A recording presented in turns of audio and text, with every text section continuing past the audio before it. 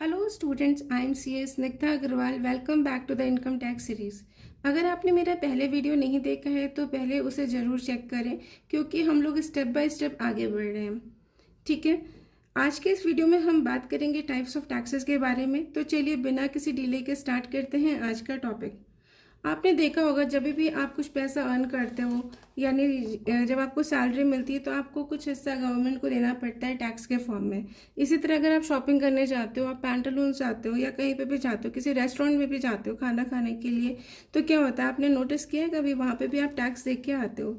But not all the taxes are the same. कुछ taxes हम directly government को pay कर देते हैं, कुछ टैक्सेस हम लोग इनडायरेक्टली पे करते हैं।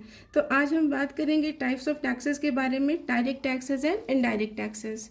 डायरेक्ट टैक्सेस क्या होता है? डायरेक्ट टैक्सेस होता है जो हमारी इनकम या प्रॉफिट पे लगाया जाता है। ठीक है। इनडायरेक्ट टैक्सेस क्या होता है? जो हम गुड्स एंड सर्विसेज पे देते हैं। ठीक, जैसे जीएसटी हो गया।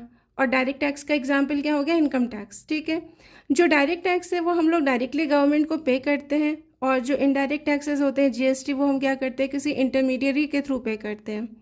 डायरेक्ट टैक्स में किसके ऊपर डिपेंड करती है? जितनी आपकी ज़्यादा इनकम होगी आपको उतने ही ज़्यादा टैक्स पे करना पड़ेगा। ठीक है, लेकिन इनडायरेक्ट टैक्स में ऐसा नहीं होता है।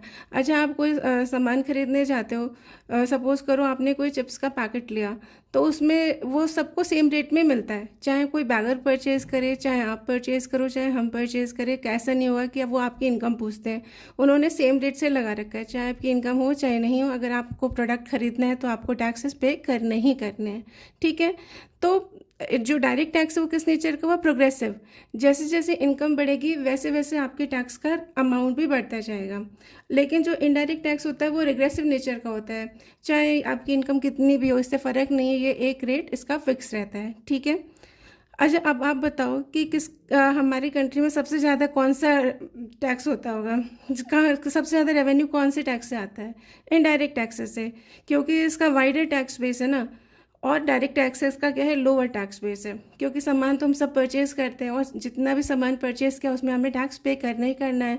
और इनकम टैक्स हम कब पे करेंगे? जब हमारी इनकम जो होगी एक थ्रेशोल्ड लिमिट से उससे एक्सीड कर जाएगी। ठीक है। अच्छा, अब बताओ कि डायरेक्ट टैक्सेस का बर्डन हम किसी और के ऊपर शिफ्ट कर सकते हैं? नहीं ना, जिसके ऊपर इनकम टैक्स है उसी को पे करना होता है। जबकि इनडायरेक्ट टैक्सेस का बर्डन हम लोग शिफ्ट कर सकते हैं। ठीक है, तो इसको कौन बेयर करता है? Final consumer. यहाँ तक आपको समझ में आया? अच्छा बताओ कि कौन सा जो होगा टैक्स होगा जिसको कलेक्ट करना डिफिकल्ट है? Income tax. ठीक है।